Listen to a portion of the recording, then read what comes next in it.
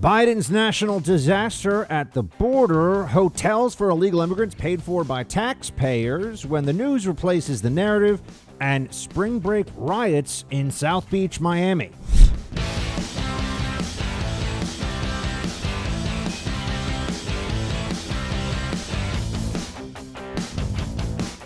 Tens of millions of dollars of taxpayer money now going to hotels to house illegal immigrants who have come across the border and now cannot even be held in the overcrowded facilities at our southern border.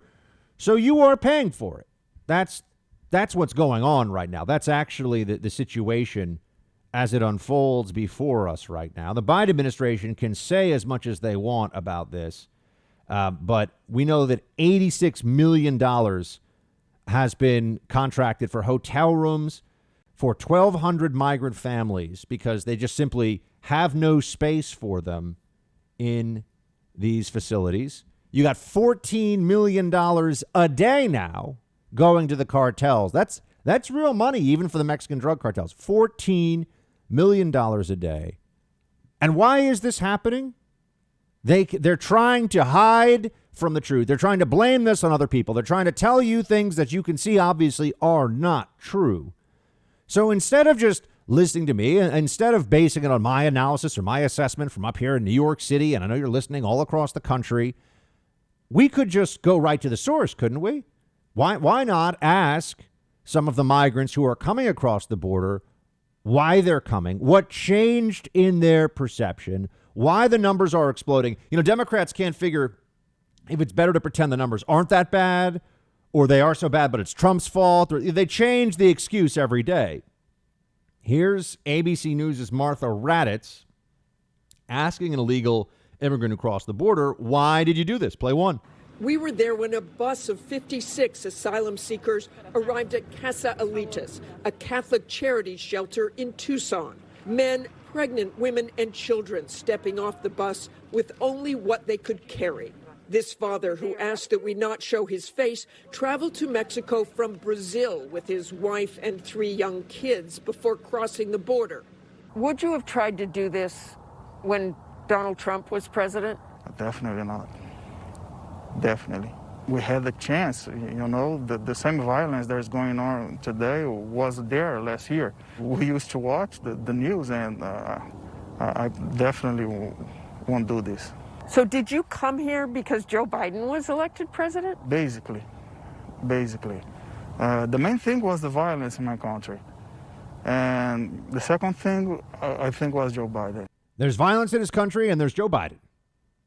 So why do you want to leave? Violence. Why are you coming? Joe Biden. Would you have come under Trump? Definitely not. Don't think I would have made it. Wouldn't have been able to come in.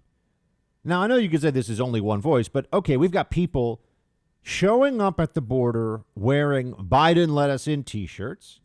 We have individuals who are interviewing with the press, who are giving interviews to the press, and they're saying that it is because of Biden. And yet, what do you think the primary tool of distraction or putting the blame on somebody else, right? Well, who do you think they go to right away? Oh, that's right. It's the Trump administration. Play 17. We will not abandon our values and our principles. We will not abandon the needs of vulnerable children. That is what this is all about. We are executing on our plan. It does take time. It is difficult. Our plan includes the deployment of the Federal Emergency Management Administration, FEMA, to assist HHS in building its capacity more rapidly to shelter the children. But it is taking time, and it is difficult because the entire system was dismantled by the prior administration. There was a system in place in both Republican and Democratic administrations that was torn down during the Trump administration, and that is why the challenge is more acute than it ever has been before. He's saying more here than he intends to. Notice we had a crisis under the Trump administration because of the system, as he puts it. It was being exploited. So the Trump administration fixes it, and now you have DHS Secretary Mayorkas here bemoaning the fact that it was fixed, essentially. He says, oh, they tore down the system. We have to start from scratch. Right. Because the Democrat system is take as many unaccompanied minors at the border. And, they keep saying, what about 4-year-olds? A huge majority of the people showing up the border are 15, 16, 17. So they got to stop saying, what about 3-year-olds? OK, we're not heartless. No one's saying that 3-year-olds should be left to freeze or to starve. But they have taken what's going on here and misrepresented it to the American people from the very beginning. If you show up as an unaccompanied minor or a family unit, you're overwhelmingly likely. I mean, it's, 80, 90% likely you're going to be released in the American interior. You're going to be able to stay unless they figure out that you're actually recycling. That's the term they use. Children posing as parents, part of a cartel or something like that, or have a violent criminal history. They're going to let you in the United States. So what they're doing now is they're saying, well, it's not an open border because adult migrant males are, if they show up solo, they'll be turned away. Right. What is the surge comprised of? Family units and unaccompanied minors. Why is that happening? Because they're responding directly to the incentives of the system, and the Democrats do not want to change those incentives.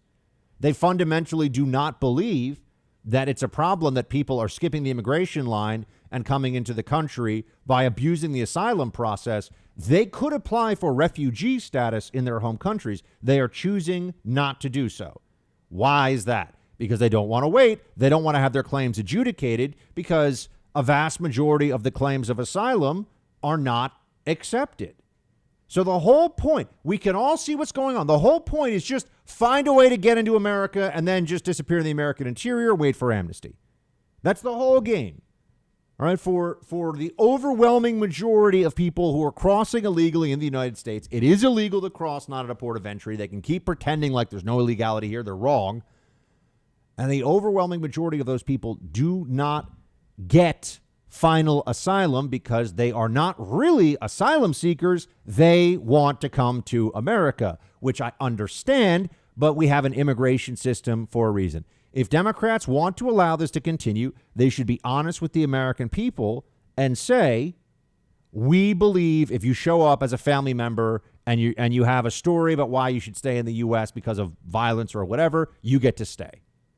Forget it. But do you think that anyone's going to go through the migration or the immigration system in the rest of the world legally now to come into America? You'd be a fool waiting years and years. Go to Mexico, pay off the cartel, show up at the border, come into America with your family. It's that simple. So Democrats can't say that even though that's the reality. So what do they say? Well, they pretend that they're telling migrants not to come.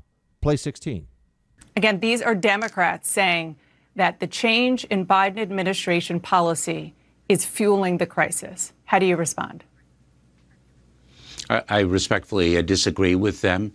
Let me just say that we have a number of work streams in place. As I mentioned, we are dealing with the needs of the children now.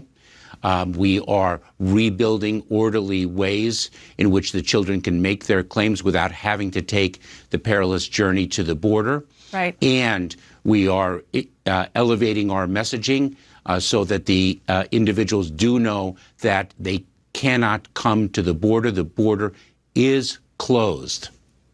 Because what they argue is that the messaging isn't working and that, despite that, children and maybe even families are coming because they think that if they get here, the border will be open for them. That's causing the surge. Dana, we are expelling families. We are expelling single adults. We have communicated and we will continue to communicate to the children. Do not come. Expelling families at what percentage? Because I think if you found out the number, you'd say, okay, so this guy's just a huge liar. Right. This guy's misrepresenting what's going on at the border. Really? They expelling families? Why are they all showing up? Why do they keep showing up? Right. The immigration market here, so to speak, right. The free market of illegal immigration is speaking in the numbers. Up 180% year over year for the last month. Enormous spike in unaccompanied minors. I mean, the 15,000 unaccompanied minors that are currently in custody, they're all going to be let into the United States. They're all being placed in the U.S. Okay, we know that. And none of them are going to be deported. So that's not true. How many of the families? What percentage of families? Someone should ask. But they're hiding the data. They're playing games. These people are liars, folks. This Democrat Biden administration, which is really just Obama's administration 3.0, they are lying about this to you. They cannot deal with the truth. And let me ask this question, which they will never give a real answer to. Why are they turning migrants away? Right? They want to tell you they're doing that, but why are they doing that? Do they believe that these migrants aren't people that need help and aren't desperate and shouldn't be? So some people shouldn't be let into the United States, even if they're perfectly law-abiding, decent folks who just want a better life and, all the things we always hear. Why? Why is that the case? If Democrats can't have it both ways, it can't be anybody can basically game the system and come into the country, but, also we don't want people. We're sending people away who try to do that. Well, which one is it? Do you want to tell people, will Democrats tell people you cannot stay if they show up as a family unit right now at the border? And if so, why? They don't seem to agree with that notion. Right? They just keep changing the rules. They shift the ground of the debate every few minutes. So that way they can never really be pinned down and have to defend any one position. They know that this is showing how inept and just what a joke this Biden administration is. We're already at the I told you so part of the Biden presidency. That's where we are. We're seeing what is happening in real time before us after all the talk about how Biden was going to be a great uniter and bring us all together. I mean, no one really actually believes that anymore, or they shouldn't. Hey, Team Buck, thank you so much for watching The First on YouTube. If you like this video, please click that little thumbs up button so then it will log as liked. And also, if you want to see more great content from The First, please click subscribe.